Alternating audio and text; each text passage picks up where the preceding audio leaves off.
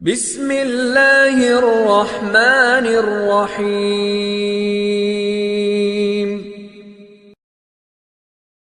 إن الله وملائكته يصلون على النبي يا أيها الذين آمنوا صلوا عليه وسلموا تسليما اللهم صل على محمد وعلى محمد.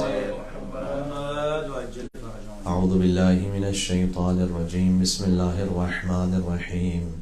الحمد لله الذي أول بلا أول كان قبله والآخر بلا آخر يكون بعده والصلاة والسلام على أشرف الأنبياء والمرسلين حبيب إله العالمين سيدنا ونبينا ومولانا بالقاسم المصطفى محمد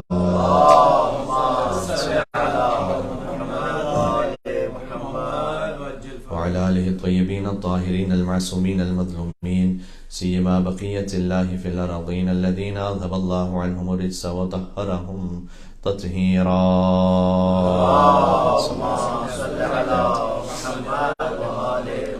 رحمة الله على محبيهم واللعنة الدائمة على أعدائهم أجمعين. أما بعد فقد قال الله الحكيم في كتابه المجيد. بسم الله الرحمن الرحيم. وإذ قال ربك للملائكة إني جاعل في الأرض خليفة قالوا وتجعل فيها من يفسد فيها ويسفك الدماء ونحن نسبح بحمدك ونقدس لك قال إني أعلم ما لا تعلمون وعلم آدم الأسماء كلها. نعرہ صلوات.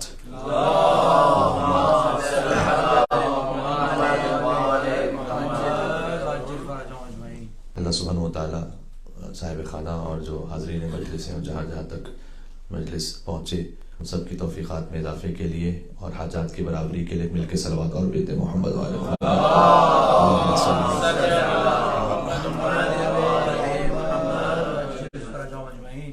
اللہ سبحانہ وتعالیٰ نے سورہ بقرہ ہی میں اعلان فرمایا کہ اب یاد کیجئے اس وقت کو کہ جب آپ کے رب نے ملائکہ سے یہ کہا کہ میرا کام یہ ہے کہ میں زمین پر خلیفہ بناؤں. جاعل اس میں فاعل ہے، ایک مرتبہ نہیں، میں زمین پر خلیفہ بناتا رہوں گا. تو ملائکہ نے یہ کہا کہ کیا تو اسے خلیفہ بنائے گا کہ جو زمین پہ فساد کرے اور خون بہائے؟ یعنی ایک انسان کو جب تو خلیفہ بنا رہا ہے تو وہ انسان زمین میں فساد کرے گا اور خون بہائے گا. اور ملائکہ نے سامنے سے یہ بھی کہہ دیا کہ ہم تیری تسبیح کرتے ہیں اور تیری عبادت کرتے ہیں. تو اللہ نے کہا کہ جو میں جانتا ہوں تم نہیں جانتے. علم آدم الاسماء کلھا، اور ہم نے آدم علیہ السلام کو خلیفہ اس لیے بنایا کہ ہم نے اسماء کا علم آدم کو عطا کیا. تو اللہ نے اس آیت میں سمجھایا ہے کہ اللہ کی خلافت کا معیار عبادت نہیں ہے، اللہ کی خلافت کا معیار علم ہے. جو خلافت کا معیار ہے وہ علم ہے. اور اللہ اپنا علم جیسے عطا فرمائے وہ ہے زمین میں خلیفت اللہ. جیسے جتنا علم اللہ عطا کرتے وہ اسی مقام کا خلیفہ ہے. آدم علیہ السلام کو اسماء کا علم عطا کیا تو ان کی خلافت اس معیار کی ہے. وعلمک ما لم تکن تعلم، حبیب آپ کو وہ عطا کیا کہ جو کوئی علم سیکھ ہی نہیں سکتا تھا. یہ نہیں ہے کہ علمک ما لم تعلم، آپ کو وہ علم سکھلایا جو آپ کو نہیں جانتے تھے. آپ وعلمک ما لم تکن تعلم، جو سیکھ ہی نہیں سکتے تھے وہ بھی عطا کیا. تو امام علیہ السلام چونکہ خلیفۃ اللہ ہیں اور اللہ سبحانہ وتعالیٰ نے اپنے علم کا ظرف قرار دیا اہل بیت اطہار علیہ السلام کو. یہ بات میں اس لیے کر رہا ہوں کہ ہماری گفتگو جن ایام میں اس وقت ہو رہی ہے وہ صادق علیہ محمد کی شہادت کے ایام ہے. اللہم صل علی محمد وعلی محمد. جب علم بھی اپنے کمال پر اور صداقت بھی اپنی معراج پر ہو تو جعفر صادق کہلاتے ہیں. یاد رکھیے گا کہ اسلام کا سب سے بڑا جو دشمن ہے صدر اسلام میں، اسے بھی رسول اللہ نے خاص نام دیا اور اسلام کے سب سے بڑے ناصر کو بھی خاص نام دیا. جو سب سے بڑا دشمن ہے اسے ابو جہل کا، اور جو سب سے بڑا ناصر ہے اسے باب مدینۃ العلم کا. علامہ نقد صاحب نے تاریخ اسلام لکھی ہے، پڑھنے سے لائق کتاب ہے. اس میں انہوں نے لکھا کہ وہ معاشرہ کہ جہاں پر شراب خوری عام ہے، بیٹیوں کو زندہ دفن کرنا عام ہے، وہ معاشرہ جہاں سود خوری عام ہے، جہاں فعل حرام عام ہے، جہاں قافلہ تجارت کو لوٹ لینا یہ ایک عام سی بات ہے، جہاں قبیلوں تک اور نسلوں تک جنگیں جاری رہتی ہیں، وہاں جب اللہ نے اپنا پہلا پیغام نازل کیا تو یہ نہیں کہا کہ بت پرستی نہ کرو، یہ نہیں کہا کہ شراب نہ پیو، یہ نہیں کہا کہ سود نہ کھاؤ، یہ نہیں کہا کہ بیٹیوں کو زندہ دفن نہ کرو. فرمایا اقرا بسم ربک الذی خلق، پڑھو اپنے رب کے نام سے، اس لیے کہ جو رب کے نام سے پڑھ لے گا وہ سب کچھ چھوڑ دے گا. تو یہاں علم سے مراد کون سا علم ہے؟ ایٹم بم بنانا بھی ایک علم ہے. اس کی اتنی تفصیل ہے کبھی اور میں عرض کروں گا. قرآن کریم میں اللہ عز و جل نے 3 طرح کے علم ذکر کیے ہیں. کچھ علم وہ ہیں کہ جو ضرر پہنچاتے ہیں، جنہیں ہم عام اپنی زبان میں علم کہتے ہیں. اللہ سبحانہ و تعالیٰ تو انہیں علم نہیں کہتا، لیکن یہ کہ اگر عام سطح پہ بات ہو تو کچھ معلومات ایسی ہیں کہ جو ہو سکتا ہے انسانیت کو آگے جا کے نقصان پہنچائے. کچھ ہیں کہ جو نہ نقصان پہنچاتی ہیں نہ فائدہ پہنچاتی ہیں، برابر ہے. اس کی مثال اللہ تعالیٰ نے سورہ کہف میں بیان کی کہ کہتے ہیں کہ اصحاب کہف 4 ہیں، 5واں ان کا کتا ہے، یا 5 ہیں اور 6واں ان کا کتا ہے، یا 7 ہیں اور 8واں ان کا کتا ہے. اللہ نے کہا رجمن بالغیب، یہ اندازے لگا رہے ہیں. اللہ نے یہ بتلایا نہیں، متعین نہیں کیا کہ اصحاب کہف کتنے ہیں، اس لیے کہ اصحاب کہف کی تعداد پتہ چل جائے یا نہ پتہ چلے. نہ کوئی خاص فائدہ ہے نہ کوئی خاص نقصان ہے. یہ دیکھو کہ اصحاب کہف کا ذکر ہوا کیوں ہے قرآن میں، اس مقصد کو سمجھا. اور کچھ وہ علم ہے کہ جو نفع بخش ہے.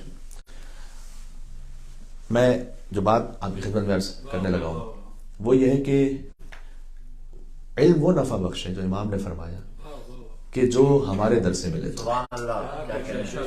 وہ علم نفع بخش ہے.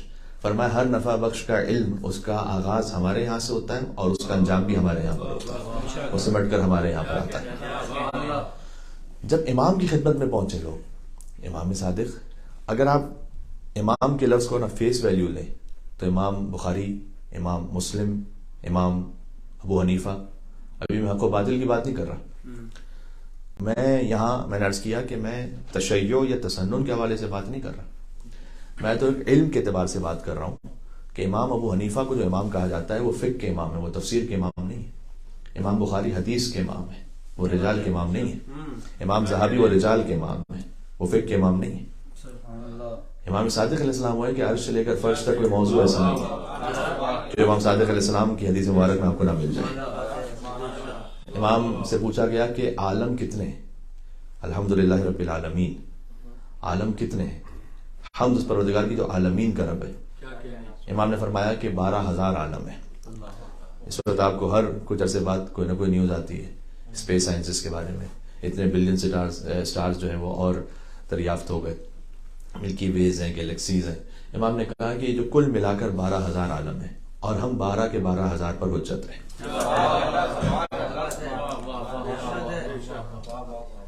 صادق علیہ محمد ان کا علم جب وہ 1400 برس پہلے گفتگو کرے تو مثلا علم طب کے بارے میں جب بات ہو تو ایسا محسوس ہو کہ یہ انسان اپنے زمانے سے کتنا آگے زندگی گزار رہا ہے. لیکن اگر امام آج بھی موجود ہوں اور آج امام گفتگو کریں تو آج بھی یہی کہیں گے کہ یہ اپنے زمانے سے کتنے آگے گفتگو کر رہے ہیں، اس لیے کہ کوئی زمانہ ایسا نہیں کہ جو امام صادق علیہ السلام کے یا امام علیہ السلام کے علم کا احاطہ کر سکے. مثال کے طور پر دیکھیں ہم بھی خلق کرتے ہیں بہت سی چیزیں. اللہ تعالیٰ نے کہا فتبارک اللہ احسن الخالقین، وہ خالقین میں سے بہترین ہے. ہم بھی کچھ خلق کرتے ہیں لیکن جو ہم خلق کرتے ہیں ہم اس پر احاطہ نہیں رکھتے. آرٹیفیشل انٹیلیجنس خلق ہوئی، اس کا احاطہ یعنی انسان نے خلق کیا ہوا ہے، لیکن کوئی انسان کیا اس پر پورا احاطہ رکھتا ہے؟ نہیں. ابھی ہمیں معلوم بھی نہیں کہ اس کا آگے جا کے نتیجہ کیا نکلنے والا ہے. بات واضح؟ اللہ سبحانہ و تعالیٰ کی خلقت میں یہ معاملہ نہیں ہے، امام علیہ السلام کے علم میں یہ معاملہ نہیں ہے. ایک طبیب آئے، منصور دوانخی کا دربار ہے، تو طبیب نے آ کر، ہندی طبیب ہے، اس زمانے میں ایکسپرٹس ہوتے تھے، تو اس کے پاس کتاب تھی اپنی طبابت کی، تو وہ بڑے فخر سے اس طبابت کی کتاب کو پڑھ رہا ہے دربار میں. اور منصور نے امام علیہ السلام کو بھی بلا جائے اپنے ذہن میں تصور کرتے ہوئے کہ چونکہ یہ تو دین کے امام ہیں اور عالم ہیں اور یہ طب کا عالم ہے، تو جو یہ کہے گا اس کا جواب تو نہیں ہوگا ان کے پاس. تو جب وہ کچھ بیان کر چکا اپنی کتاب سے تو اس نے امام سے پوچھا کہ کیا آپ نے میری کتاب سے استفادہ کیا؟ امام نے کہا کہ ہم کسی اور کے علم سے استفادہ نہیں کرتے. تو اس نے کہا کہ اگر آپ کسی اور کے علم سے استفادہ نہیں کرتے تو پھر کتاب کے بجائے کہاں سے علم حاصل کرتے ہیں؟ تو امام نے کہا ہمارا علم کتابی نہیں، ہمارا علم الہی ہے۔ اس کے بعد امام علیہ السلام سے اس نے پوچھا کہ اچھا اگر ایسا ہے تو آپ کے یہاں طب کے بارے میں کچھ ہے؟ دیکھیں ایک بات ہے، اپنی فیلڈ کا جب کوئی بہت بڑا ایکسپرٹ آتا تھا نا امام علیہ السلام سے بات کرنے کے لیے، اور جب وہ یہ کہے کہ جو آپ کہہ رہے ہیں وہ مجھے نہیں معلوم، تو پھر یہ ہے علم کی معراج۔ جیسے کہ ابو حنیفہ مثال کے طور پر، میں نے کہا فقہ کا امام ہے، میں حق و باطل کی بات نہیں کر رہا، تو وہ دنیا کے امام ہیں، میرے امام کے غلام ہیں۔ تو امام نے کہا کہ طب کے لیے میرے جد نے یہ ارشاد فرمایا ہے کہ سردی کا علاج گرمی سے کرو، گرمی کا علاج سردی سے کرو، پہلا فقرہ کا امام نے، جو حکمت میں آج بڑی کامن بات ہے۔ اس کے بعد امام نے فرمایا کہ تمام جو ڈیزیز ہیں اس کی روٹ اسٹمک ہے، تو اس کا خیال رکھو تو ہر بیماری سے محفوظ رہو گے، یعنی اپنی غذا کا خیال رکھو۔ فَلْيَنْظُرِ الْإِنسَانُ إِلَىٰ طَعَامِهِ، انسان کو دیکھنا چاہیے کہ وہ کیا کھا رہا ہے۔ کیا بات ہے۔ جب یہ گفتگو ہوئی تو اس نے کہا کہ آپ بڑے عالم ہیں یا میں بڑا عالم ہوں طب کا؟ اب امام علیہ السلام یہ فرمائیں کہ میں بڑا عالم ہوں، اس وقت شاید امام نے مصلحت میں یہ نہیں سمجھا۔ امام نے کہا تم کیا سمجھتے ہو کہ تم بڑے عالم ہو یا میں بڑا عالم؟ تو اس نے کہا مجھے لگتا ہے کہ طب میں آپ سے زیادہ علم رکھتا ہوں، علم کا تکبر تھا اب تک۔ تو امام نے اس سے کچھ پوچھنا شروع کیا، کہ یہ بتا کہ اللہ سبحانہ وتعالیٰ نے اسکل، اس کے اندر دماغ رکھا ہے، تو جو اسکل ہے اسے ایک ہی ہڈی سے کیوں نہیں بنایا؟ اس میں جوائنٹس کیوں ہیں؟ اس میں ہولز کیوں ہیں؟ ابھی 1400 سال پہلے امام علیہ السلام کہہ رہے ہیں، جب نہ کوئی ایکس رے کا تصور ہے نہ کوئی اور کسی ایسی ٹیکنالوجی کا تصور ہے، تو اس میں سوراخ کیوں رکھے اللہ نے؟ ایک ہی ہڈی بنا دیتا، اس کے اندر دماغ رکھ دیتا، کہ مجھے نہیں معلوم۔ امام نے کہا کہ اللہ نے سر کے اوپر بال کیوں رکھے اور پیشانی کے اوپر بال کیوں نہیں رکھے؟ کہ مجھے نہیں معلوم۔ امام نے کہا کہ پیشانی پہ بال نہیں رکھے لیکن ابرویں رکھی ہیں، وہ کیوں رکھی ہیں؟ کہ مجھے نہیں معلوم۔ کہ اگر ابرویں رکھی ہیں تو اس کے اوپر آنکھوں میں پلکیں رکھی ہیں، وہ کیوں رکھی ہیں؟ کہ مجھے نہیں معلوم۔ کہ اللہ نے آنکھوں کو بادام کی شکل میں کیوں بنایا؟ کہ مجھے نہیں معلوم۔ کہ اللہ سبحانہ وتعالیٰ نے نی کیپ وہ آگے کیوں رکھا ہے، بیک پہ کیوں نہیں رکھا؟ کہ مجھے نہیں معلوم۔ اچھا، امام کی جو کہ فقہ اور عقائد، امام کی دعاؤں کے بارے میں تو گفتگو ہوتی ہے، تو مختصر سی گفتگو تھی، تو میں نے سوچا کہ یہ روایت آپ کے سامنے پڑھ دوں میں۔ یہ ایک بڑی تفصیلی روایت ہے۔ یہ امام علیہ السلام نے کہا کہ اللہ سبحانہ وتعالیٰ نے، بہت توجہ کیجیے گا، اس سے ایک وہ ٹیکنالوجی کا معاملہ کہ جو ہمارے سامنے آج ہے، وہ امام علیہ السلام نے اس کو بیان فرمایا۔ امام نے کہا کہ اللہ نے اسکل رکھا اور اس کے اندر جوائنٹس رکھے اور ہولز رکھے، اس لیے کہ جب دماغ کام کرتا ہے تو وہ گرم ہوتا ہے، اس کی حرارت باہر نکل سکے۔ آج لیپ ٹاپ پہ آپ کام کرتے ہیں تو وینٹس ہوتے ہیں نا اس کے، اگر ان وینٹس کو آپ بلاک کر دیں تو وہ لیپ ٹاپ ہیٹ اپ ہو جائے گا اور ایک جگہ جا کے بند ہو جائے گا۔ امام علیہ السلام نے فرمایا کہ اگر اللہ سبحانہ وتعالیٰ ایک ہی ہڈی میں، اس ایک ہی اسکل میں اس دماغ کو رکھ دیتا تو برین اتنا زیادہ ہیٹ اپ ہو جاتا کہ ایک موقع پہ کام کرنا چھوڑ دیتا۔ یہ اللہ نے اس کے لیے وینٹس خلق کیے۔ پھر امام علیہ السلام نے کہا کہ اللہ نے بالوں کو سر پر اس لیے رکھا ہے کہ ان روٹس کے ذریعے سے آئل وہ دماغ تک پہنچتا رہے، اور اللہ نے بالوں کو سر پر اس لیے رکھا ہے کہ سردی اور گرمی کے اعتبار سے انسان اپنے آپ کو ایڈجسٹ کر لے، اور پیشانی پر بال اس لیے نہیں رکھے کہ اگر پیشانی پر بال رکھ لیتا تو وہ آنکھوں تک آ جاتے اور آنکھوں تک نور نہ آ پاتا، لیکن اللہ نے ابروؤں کو اس لیے رکھا ہے کہ اتنا نور نہ آ جائے کہ آنکھوں کے اوپر زیادہ نور ہونے کی وجہ سے وہ کھل نہ سکے، اور پلکوں کو اس لیے رکھا ہے کہ اگر مزید کوئی نور آ رہا ہو تو وہ اپنے آپ کو اس سے ایڈجسٹ کر لے اور طے کر لے کہ کتنا اسے روشنی لینی ہے، اور بادام کی شکل میں اللہ نے آنکھوں کو اس لیے رکھا کہ اگر کوئی میل چلا جائے تو آسانی سے نکل جائے، اس کا شیپ اس طرح سے ہے۔ اور اللہ سبحانہ وتعالیٰ نے موئسچر رکھا ہے کان میں، اور امام نے سے پوچھا تھا کہ یہ جو موئسچر ہے تو کانوں میں تلخ ہے اور زبان پر شیرین ہے، اور آنکھوں میں بھی ایک نمی ہے، وہ نمکین ہے، وہ کیوں ہے؟ تو امام السلام نے کہا کہ وہ نمکین اس لیے ہے کہ یہ چربی ہے تاکہ یہ اپنے مقام پر باقی رہے، کیونکہ نمکین ہے لہٰذا وہ چربی کو اسٹیبل رکھے گا، اور تلخ بٹل اس لیے رکھا کانوں کا موئسچر کہ اس میں حشرات الارض میں سے کوئی اندر نہ چلا جائے، خود بخود فلٹر رکھا اللہ نے۔ زبان میں شیرین اس لیے رکھا کہ اگر یہاں نمکین رکھ دیتا تو پیاس کبھی نہ بوجھتی، اس لیے زبان پہ شیرین رکھا۔ پھر امام اسلام نے کہا کہ نی کیپس اللہ نے آگے اس لیے رکھے ہیں تاکہ تم آگے بڑھ سکو، اگر بیک پہ رکھتا تو آگے نہ بڑھ سکتے، پیچھے چلنا پڑتا۔ اس کے بعد امام اسلام نے اسے لنگس کے بارے میں بتلایا، ڈائجسٹو سسٹم کے بارے میں بتایا، تو کہتا ہے کہ میں آپ کے ہاتھ پہ بیعت کرنا چاہتا ہوں، اس لیے کہ نہ آپ کے گھر سے بہتر کوئی گھر ہے، نہ آپ کے گھر سے بہتر کوئی گھر ہے۔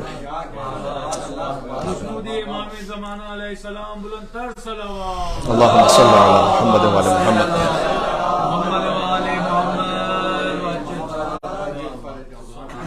اس لیے جہاں ایسا سورس آف نالج ہونا وہاں پر قیاس کی ضرورت نہیں رہتی، وہاں پر دین کے معاملے میں اپنی عقل لڑانے کی ضرورت رہتی نہیں، گنجائش ہی نہیں رہتی، جو ہے وہ سر تسلیم خاموش ہے۔ اس لیے امام نے کہا کہ ان دین اللہ لا یصاب بالعقول الناقصہ، دیکھو اللہ کا جو دین ہے وہ تمہاری ناقص عقلوں سے طے نہیں ہوگا۔ یعنی امام کہنا چاہتے ہیں کہ اگر عقل سے طے ہوگا بھی دین تو تمہاری ناقص عقلوں سے طے نہیں ہوگا، ہماری کامل عقلوں سے طے ہوگا۔ امام صادق وہ ہیں کہ یا ان کے جد نے ممبر کوفہ پر سلونی کہا یا مسجد کوفہ میں امام صادق نے سلونی کہا۔ امام شافعی کے لیے ملتا ہے تاریخ میں کہ انہوں نے بھی ایک مرتبہ حج کے موقع پر کہا تھا سلونی ما شئتم، جو پوچھنا چاہتے ہو پوچھو۔ حج کے موقع پر سے دعوے اس لیے زیادہ ہوتے تھے کہ وہاں اجتماع ہوتا تھا، مختلف شہروں سے لوگ آئے ہوئے ہوتے تھے، تو پبلسٹی زیادہ اچھی ہو سکتی تھی، تو سلونی ما شئتم، جو پوچھنا چاہتے ہو وہ پوچھو۔ تو اس وقت امام شافعی سے کسی نے حج ہی کا سوال پوچھا تھا کہ حج پہ شکار کرنا حرام ہے، لیکن اگر کوئی مکھی مار دے تو کیا کفارہ ہے؟ تو ان کے پاس نہ قرآن سے جواب تھا نہ حدیث سے جواب تھا، تو انہوں نے آیت پڑھ دی اپنی شرمندگی چھپانے کے لیے کہ ما آتاکم الرسول فخذوہ وما نہاکم عنہ فانتہوا، میں تو صرف اتنا جانتا ہوں کہ جو رسول نے دیا ہے وہ لے لو، جس سے روکا ہے وہ رک جاؤ، اس سے آگے میں جانتا نہیں ہوں۔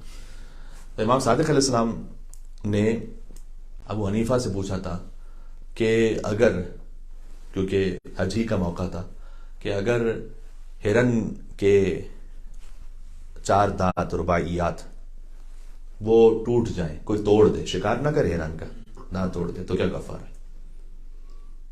تو اس نے کہا فرزند رسول یہ تو مجھے نہیں معلوم۔ امام نے کہا کہ اس کی حقیقت یہ ہے کہ ہرن کے 4 دانت ہوتے ہی نہیں، تجھے تو یہ بھی نہیں معلوم کہ ہرن کے 4 دانت ہی نہیں ہوتے۔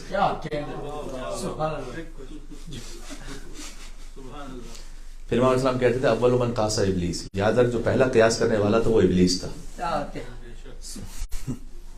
پہلا جو قیاس کیا تھا وہ ابلیس نے قیاس کیا تھا۔ تو اس لیے قیاس نہ کرو، دین میں اپنی عقل کو نہ لے کرو جب تم جانتے نہیں ہو۔ اب یہ میں نے اس لیے عرض کیا کہ علم کس علم کی اہمیت ہے؟ اول العلم معرفت الجبار، حدیث میں ہے کہ علم کی جو پہلی بنیاد ہے وہ ہے خدائے جبار کی معرفت۔ اللہ کی معرفت کیسے حاصل ہو؟ امام سے پوچھا گیا تو امام نے جواب دیا معرفت و اہل کل زمان بے امامہم، ہر زمانے کے لوگوں کا اپنے امام کو پہچان لینا ہی معرفت اللہ ہے۔ اس لیے میں پیش کر رہا ہوں کہ معرفت امام جعفر صادق معرفت اللہ ہے، وہ راستہ ہے، بات واضح ہے، یہ وہ راستہ ہے کہ جہاں سے پہنچو گے اللہ سبحانہ وتعالیٰ تک۔ بات کو آہستہ آہستہ میں سمیٹ دوں۔ ایک لطیف مکالمہ اور ہے، وہ ہے امام کے شاگرد کا جو کہ بہلول ہے۔ جب بہلول کے بہت سارے واقعات معروف ہیں، لیکن بہلول نے خاص موقع پر امام صادق علیہ السلام کا نام لیا ہے خاص وجہ سے۔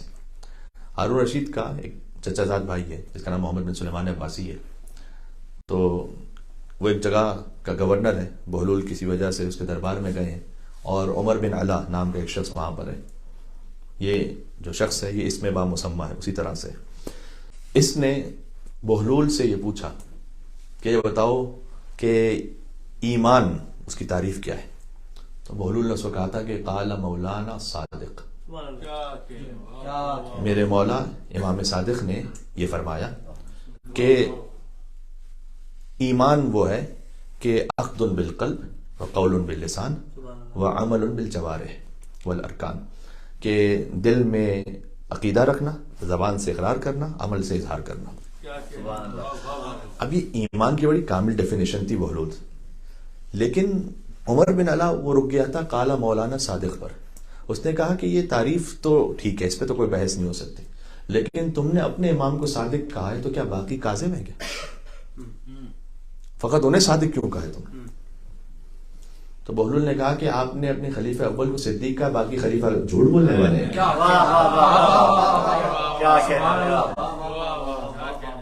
باقی خلفاء نے کیا جھوٹ بولا ہے کیا؟ تو ان کو فقط صدیق کیوں کہا؟ تو اس نے کہا کہ نہیں، صدیق تو اس لیے کہا کہ سب سے پہلے وہ رسول اللہ پر ایمان لے کر آئے. تو بہلول نے کہا کہ جو سب سے پہلے رسول اللہ پر ایمان لے کر آیا، اگر یہ معیار ہے کہ اسے صدیق کہا جائے تو پھر کہو اسے کہ جس نے سب سے پہلے رسول اللہ کی تصدیق کی ہے. پڑھتا ہے جو قرآن کو تنزیل سے پہلے، اس دہر میں وہ قاری قرآن علی ہے. مت پہلا مسلمان کہو میرے علی کو، پہلا نہیں پہلے سے مسلمان علی، پہلا تو نہیں پہلے سے. تو اس وقت بولو نے کہا اسے کہو. دوسرا کہ اگر پہلے اسلام لانے والے کو صدیق کہنا ہے تو اسے صدیق نہیں کہیں گے، اسے مصدق کہنا چاہیے. مصدق وہ جو تصدیق کرنے والا ہو. تو یہ لفظ بھی غلط ہے. اور پھر اس نے کہا کہ وہ تو 5ویں 7ویں نمبر پر اسلام لے کر آئے. اس طرح سے بحث ہوئی، میں اس تفصیل میں نہیں جاتا، آگے بڑھتا ہوں. اب یہ گفتگو ہو رہی تھی. اس نے کہا اچھا یہ بتاؤ کہ تم کسے امام سمجھتے ہو؟ بہلول سے کہا. اب یہ زمانہ وہ ہے، پہلے تو بہلول نے جواب دیا کہ میں اسے امام سمجھتا ہوں کہ جس کے ہاتھ پر سنگریزے آ جائیں تو وہ تسبیح کرنے لگے، جس کے سامنے جانور آ جائیں تو اس کے تابع ہو جائے، جو سورج کو اشارہ کرے تو سورج پلٹ آئے، جو رسول اللہ کا سب سے بڑا شاگرد ہو اور رسول اللہ جسے دیکھے تو اسے مولا بنا دیں. تو جب بہلول نے یہ کہا تو محمد بن سلیمان عباسی اس نے کہا اس کا مطلب یہ ہے کہ تم ہارون رشید کو امام نہیں مانتے اپنا، تو تمہیں تو زندان میں ڈالا جائے گا. تو اس وقت بہلول نے ایک تقیہ کیا بہت خوبصورت انداز سے کہ اس کا مطلب یہ ہے کہ تو ہارون رشید کو اس جیسا امام نہیں مانتا جو میں نے یہ کہا. نام تو نہیں لیا تھا بہلول نے کسی کا، مل کے سلوات بھیج دے محمد و آل محمد.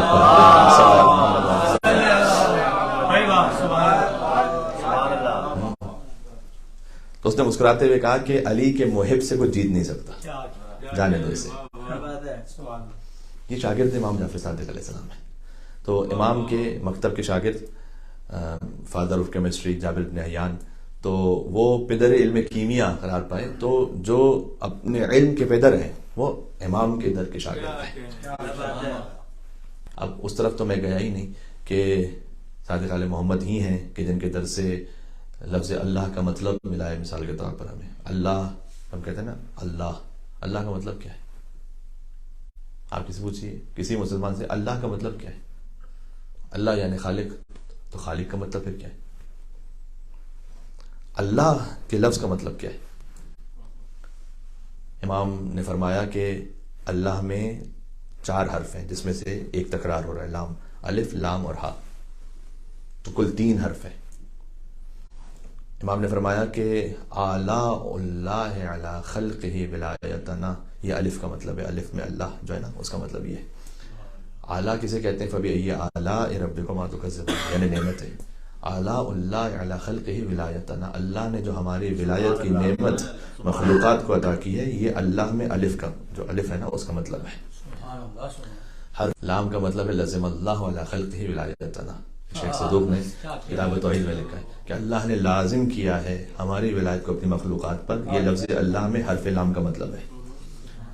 ہوان علی مبغضینا ومنکر ولایتنا، ذلت اور خواری ہے ہماری ولایت کے منکر کرنے والوں کے لیے. یہ لفظ اللہ میں حرف ہا کا مطلب ہے، یہ ہے اللہ کا مطلب.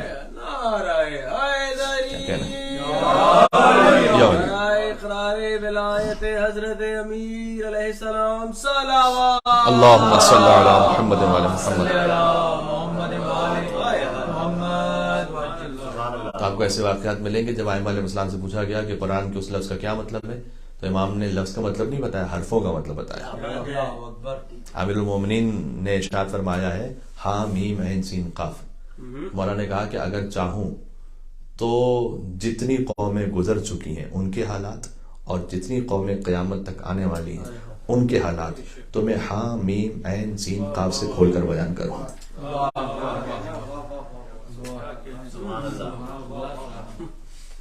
یہ کیا علم ہے؟ یہاں پر عقلیں بن رہے. امام سے پوچھا گیا کہ لفظ صمد کا مطلب کیا؟ اللہ صمد. تو امام نے اس وقت بیان فرمایا تھا کہ الالف دلیل علی انیت. صمد کا مطلب بے نیاز، اللہ سبحانہ وتعالیٰ کسی کا محتاج نہیں، لیکن الف دلیل ہے ان نیت پر، یعنی خود اس کی ذات ہی اس کی ذات پر دلیل ہے، الگ سے کسی اور دلیل کی ضرورت نہیں ہے. یہ لفظ الف کا مطلب ہے. لام دلیل ہے اس کی الوہیت پر، صاد دلیل ہے اس کی صداقت پر، میم دلیل ہے اس کے ملک پر، دال دلیل ہے اس کے دوام ملک پر. کیا بات ہے. پھر امام نے کہا کہ اگر مجھے وہ اصحاب مل جاتے کہ جو اس لائق ہوتے تو میں پورا دین، پوری شریعت، توحید اور رسالت و امامت و قیامت اس لفظ الصمد سے تمہیں بیان کرتا. پھر امام نے ایک ٹھنڈی آہ بھری اور کہا کہ جب میرے جد علی کو ایسے نہ مل سکے تو مجھے کیسے ملے گا. یہ ہے وہ وسعت علمی کا ایک قطرہ بھی نہیں کہوں گا میں. بات واضح ہے انشاءاللہ. تو ہمیں فخر ہونا چاہیے کہ اللہ سبحانہ و تعالیٰ نے ہمیں ایسے امام عطا فرمائے. تب میں اس وقت امام کی دعاؤں پہ تو کوئی بات نہیں ہو سکی. امام نے زیارات جو ارشاد فرمائی، زیارات کا جو سارا خزانہ ہے صادق علیہ محمد سے پہنچا ہوا ہے ہم تک. مجلس ابوالفضل عباس علیہ السلام ہے، ان کے نام سے منت کی مجلس، اور بی بی سکینہ سلام علیہ ابوالفضل عباس علیہ السلام کی زیارت مولا صادق علیہ السلام نے ارشاد فرمائی. زیارت وارثہ اور زیارت عاشورہ دو امام حسین السلام کی مشہور زیارت ہیں، دونوں امام صادق علیہ السلام نے ارشاد فرمائی. جب ہم جاتے ہیں کربلا ہم کہتے ہیں السلام علیکم یا وارث آدم صفوت اللہ، تو امام صادق کس کیفیت میں کہتے ہوں گے؟ السلام علیکم یا وارث آدم صفوت اللہ، السلام علیکم یا وارث نوح نبی اللہ. جو خود خون حسین ابن علی وہ کس کیفیت میں کہتے ہوں. امام علی علیہ السلام کی زیارت امام صادق علیہ السلام نے ارشاد فرمائی، ان کی قبر امام صادق علیہ السلام نے بتلائی. یہ احسان ہے قیامت تک کے لیے ہر انسان پر امام صادق علیہ السلام کا. اہل سنت جو فقہ بھی بچ گئی ہے نا، یہ صدقہ ہے صادق علیہ محمد کا. میں شیعہ فقہ کی بات نہیں کر رہا فقط، اس لیے کہ جو سارا سلسلہ ہے شاگردی کا وہ یہیں سے چلا ہے، ورنہ تو کچھ تھا ہی نہیں. ابو حنیفہ نے کہا کہ اگر صادق علیہ محمد نہ ہو، لا جعفر بن محمد صادق، اگر صادق علیہ محمد نہ ہو، ما علم الناس مناسک حجہم، لوگوں کو حج کرنا بھی نہ آتا.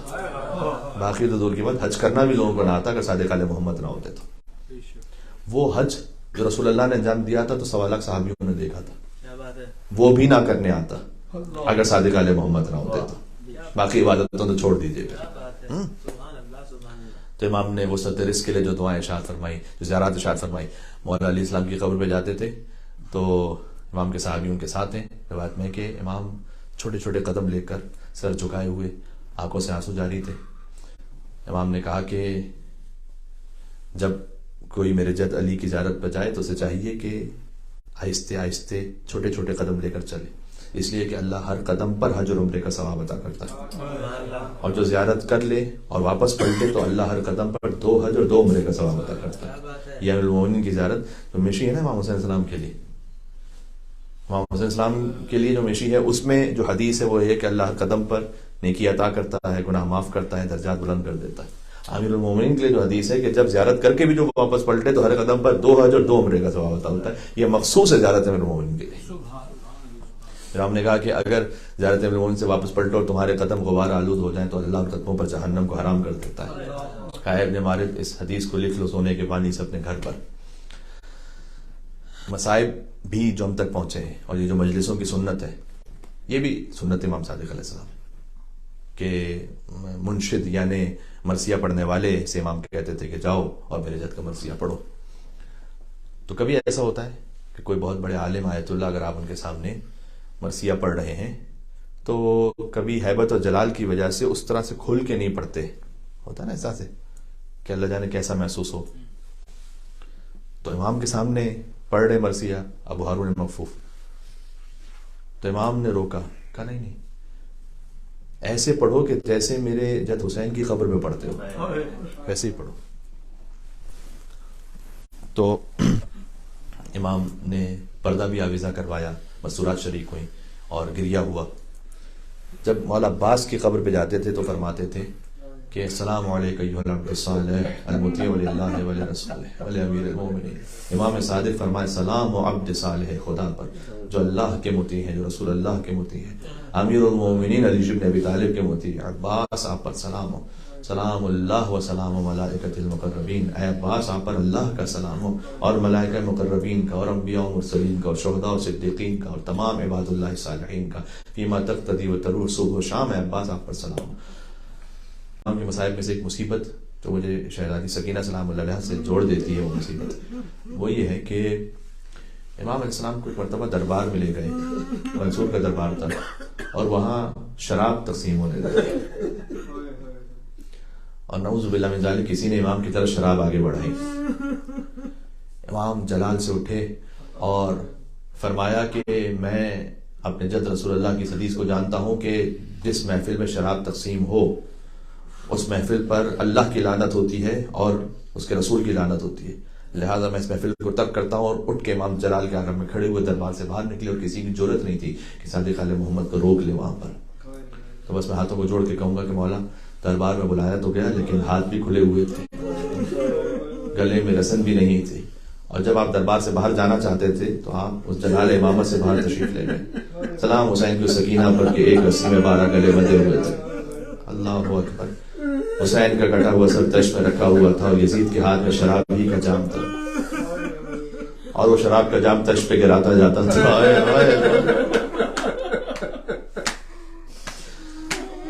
اور شراب اور طاقت کے نشے میں پوچھتا جاتا تھا کہ یہ بیوی کون ہے اور یہ بیوی کون ہے اور یہ بیوی کون ہے. اور یہاں تک کہ ایک وہ بیوی جنہیں بنی ہاشم کی اور بیویاں گھیر کے کھڑی ہوئی تھی، اس نے پوچھا من ہاذہ المتکبرہ، یہ مغرور عورت کون ہے جو دوسری بیویوں کے حصار میں کھڑی ہوئی.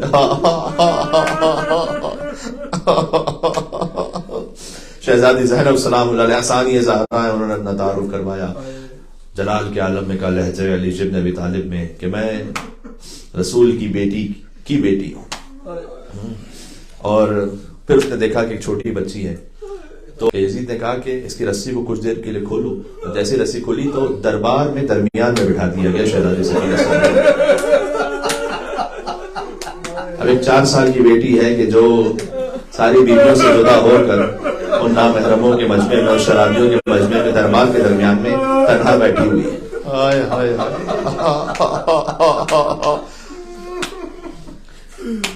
مجھے معاف فرمائیے گا، یہی وہ موقع ہے کہ جب ایک ظالم اور شقی اور بدبخت نے شہزادی کو کنیزی میں طلب کرنا چاہا.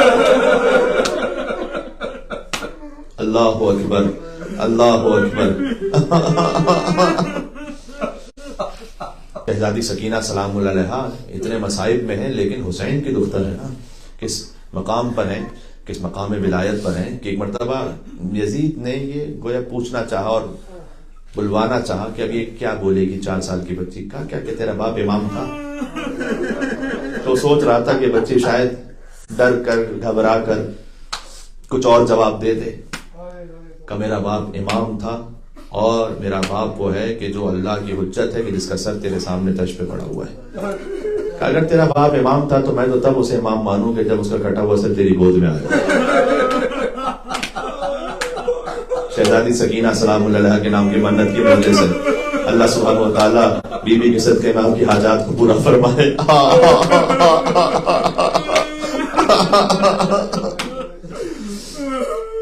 ایک فقرہ اس فقیر ہی نے ایک موقع پر مسائل پڑھتے ہوئے مولا نے عطا فرمایا تھا تو میں آپ کے سامنے پیش کر دیتا ہوں کہ تاریخ بیان نہیں کر سکتی کہ کربلا میں مقتل حسین میں حسین کو تیر زیادہ لگے یا کوفہ اور شام کے راہوں میں سکینہ کو تماچے زیادہ لگے. تاریخ یہ طے نہیں کر سکتی.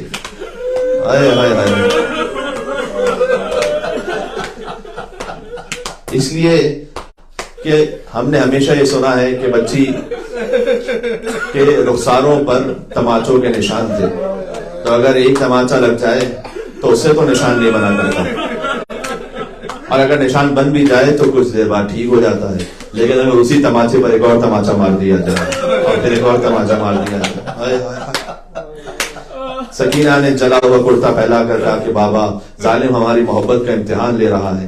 میں نے کہا اس ظالم کے سامنے کہ آپ اللہ کی جانب سے امام ہیں، تو بابا میری محبت کی لاج رکھ لیجئے گا. بس یہ دعا ابھی ختم نہ ہوئی تھی کہ حسین کا کٹا سر بلند ہوا.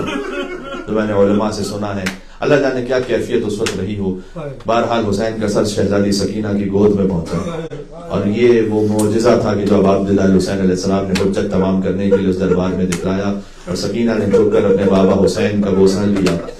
ہمیشہ حسین جو کر سکینہ کا بوسہ لیتے تھے, اب سکینہ نے جو کر حسین کا بوسہ لیا. فرمان من الذی قطع وریدک, بابا یہ گردن کی رگیں کس نے کاٹ دیا؟ من الذی خضب شیبک بدمائک, بابا آپ کی داڑھی خون سے رنگین ہے.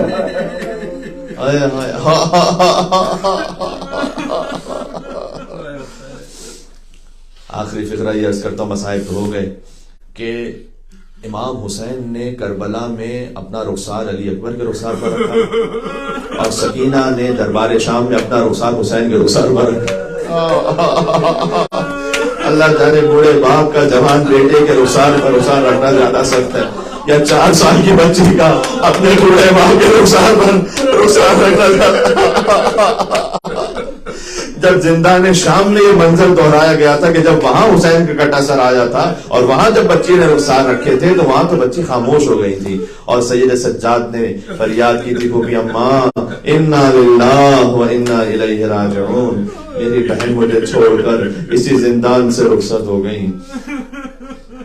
رضا بقضائک و تسلیما لامرک.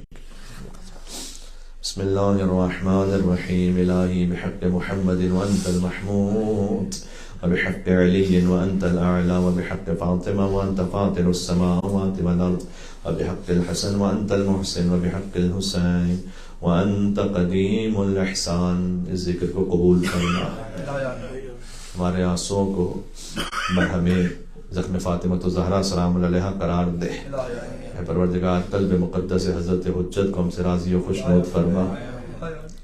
ہمیں اپنے نفس کی تربیت, اپنے بچوں کی اصلاح مولا امام زمان علیہ السلام کی رضا کے مطابق کرنے کی توفیق عطا فرما.